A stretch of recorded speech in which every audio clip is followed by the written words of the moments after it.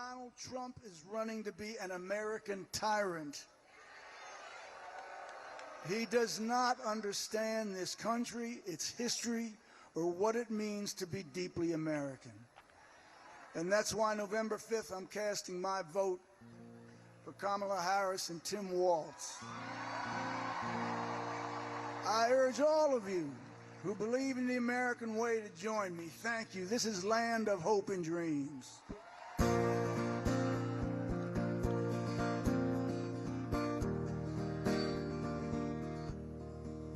Grab your ticket and your suitcase.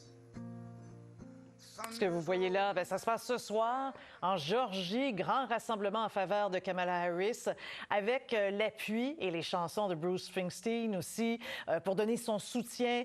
Barack Obama vient d'arriver aussi. Donc, on sort les gros canons. On va en parler avec Piotr Smolar, qui est correspondant à Washington pour Le Monde. Bonsoir, Piotr. Bonsoir. Bon, alors, des gens comme ça, c'est pas la première fois là, qu'on a des grands du monde du spectacle américain qui se joignent à la campagne. Mais Springsteen, c'est vraiment un symbole qui est très, très fort. Demain, on nous annonce Beyoncé, ce sera à Houston, au Texas. Est-ce que ça fait encore une différence? Est-ce que ça peut donner l'élan dont semble manquer actuellement la campagne de Kamala Harris pour arriver jusqu'à la ligne d'arrivée, à la ligne de fin? Oui, alors c'est vrai, vous avez raison de le souligner, ça sent la dernière ligne droite avant le scrutin. C'est le moment généralement où on convoque toutes les stars, tous les appuis possibles. Est-ce que c'est efficace? La réponse est on ne sait pas. Est-ce qu'à la marge, ça peut avoir une influence chez des gens qui peuvent hésiter, par exemple en Géorgie où a lieu le meeting? C'est possible. En tout cas, ce n'est pas déterminant. On sait que ni l'argent, ni les stars n'ont permis à Hillary Clinton, par exemple, de l'emporter en 2016. Donald Trump disposait de beaucoup moins d'argent, il n'avait pas les mêmes soutiens médiatiques dans le monde de la variété, et pourtant il avait réussi à la surprise générale à l'emporter. Donc là aussi, on voit qu'il y a un déséquilibre. Kamala Harris aussi dispose de davantage de moyens. Elle a rassemblé en 3 mois plus d'1 milliard de dollars. Les stars accourent pour venir la soutenir. Vous avez mentionné Beyoncé, qui sera demain dans sa ville de Houston, aux côtés de la vice-présidente. Il y aura peut-être encore d'autres surprises la semaine prochaine, puisqu'on sait qu'il y a un grand meeting organisé par Kamala Harris à l'Ellipse sur l'esplanade centrale de Washington, mardi prochain.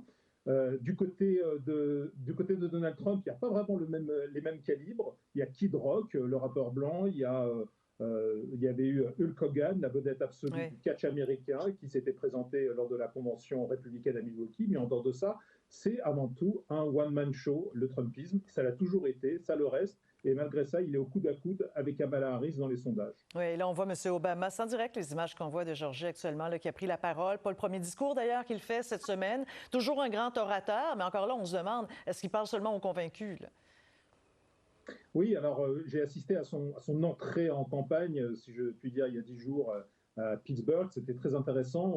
On retrouve tous les ressorts de l'orateur Obama qui, avec ce mélange de stand-up et de discours politique très ambitieux, très classique, s'adressant à l'intelligence des gens, à leur rationalité. Est-ce que là aussi, ça déplace les voix? Ce n'est pas sûr.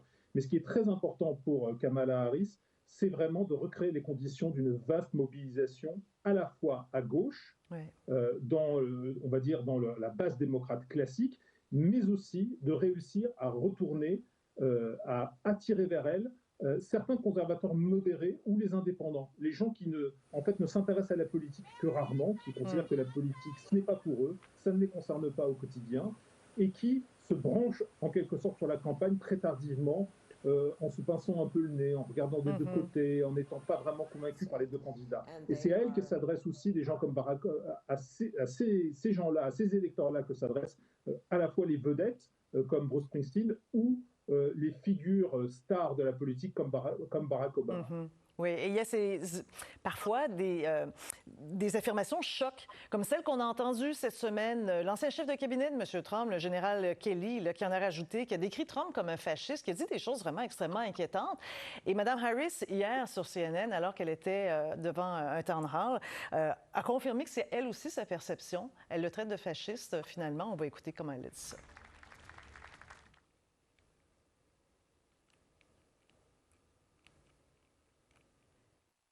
She's going to do some amazing things.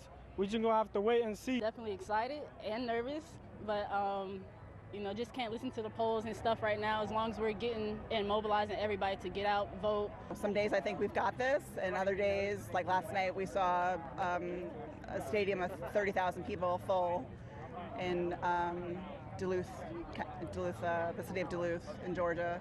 And I'm just thinking, how are there 30,000 people in this, area that want to go and sign up for that? It's scary.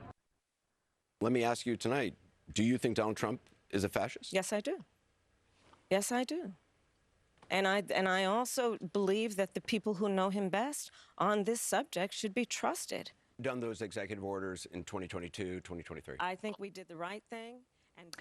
Alors, allons, Piotr, justement, on va accueillir Azeb Oldegorgis qui vient de se joindre à nous, qui est en Géorgie, là, qui assiste à ce grand rassemblement ce soir. Bonsoir, Azeb.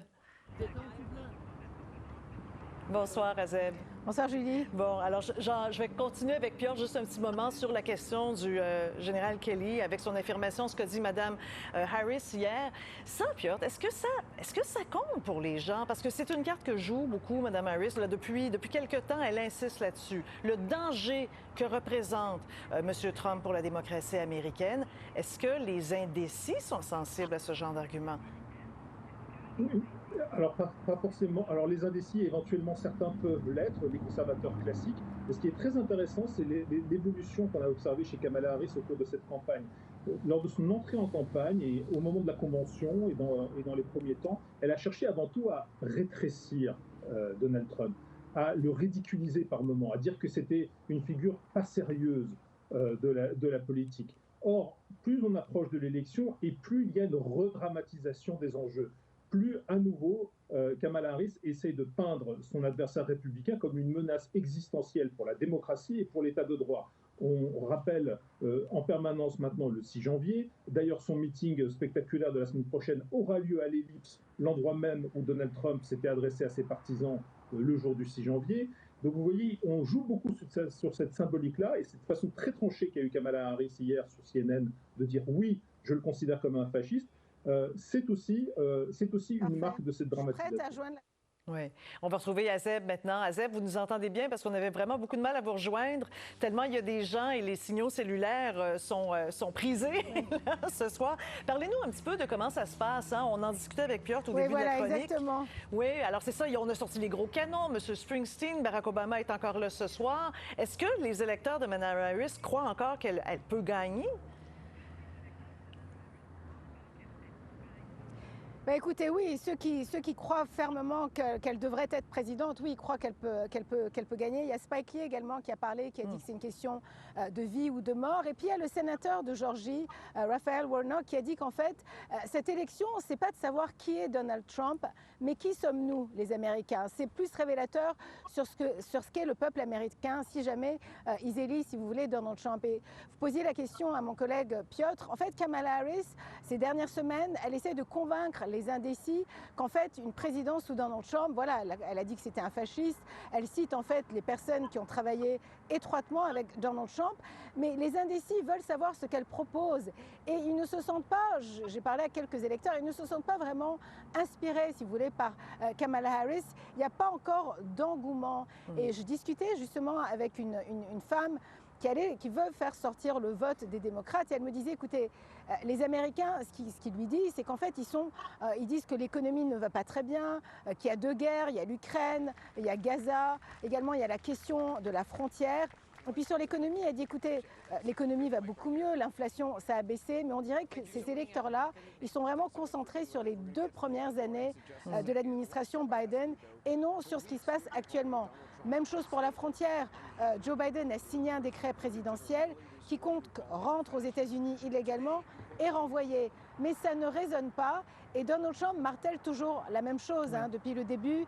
Il dit voilà que c'est vraiment l'invasion, que l'économie va très mal. Et on a l'impression que ça résonne encore chez les électeurs. Donc Kamala Harris, en tout cas pour le moment, on ne sent pas que son équipe réussit vraiment à se démarquer et à créer vraiment un plus grand fossé, là, puis avoir un soutien qui va vraiment faire en sorte qu'elle remporte cette élection-là. Donc pour le moment, ce qu'on voit, c'est que les indécis restent finalement très indécis. Bon, bien écoutez, alors finalement, le mystère va perdurer jusqu'à la dernière seconde. On n'arrive pas à lire, même on regarde des sondages, on n'arrive pas à trouver les signes là, qui nous parlent vraiment. Peut-être un dernier mot très rapidement, Piotr, là-dessus. Elon Musk et sa loterie, là, 1 million par jour, c'est déjà terminé, là, ça marche plus? Parce qu'on se posait la question, est-ce que c'est légal ou pas ce qu'il fait? Oui, il y a effectivement des interrogations qui d'ailleurs ont été relayées par le gouverneur de Pennsylvanie, Josh Shapiro, qui avait été à un moment envisagé comme colistier de Kamala Harris. Est-ce qu'il y aura des poursuites judiciaires ou pas? Parce que ça ressemble en quelque sorte de l'achat d'engagement politique. On verra. Mais en tout cas, le rôle d'Elon Musk est tout à fait exceptionnel dans cette campagne. Il ne s'agit pas d'un financement classique de campagne, il ne s'agit pas d'un soutien d'un milliardaire à un candidat, ce qu'on voit toujours à chaque élection. Il s'agit vraiment d'un brouillage complet des lignes, qui d'habitude, il y a une sphère séparée, la sphère de l'entrepreneuriat et la sphère politique. Là, il y a une confusion complète, on le retrouve sur les estrades de campagne. Alors, écoutez, c'est vraiment spectaculaire quand même. 1 million par jour, imaginez, pour participer à une sorte pas de sondage comme tel, mais une pétition, puis pétition évidemment qui plaît du côté de Trump. Alors, Piotr et Azeb, c'est tout le temps qu'on a. Azeb, on vous laisse retourner à cette soirée. C'est quand même extraordinaire, tous les gens qui sont réunis là. On va suivre vos reportages, on va vous lire aussi. Merci beaucoup à vous deux. Merci.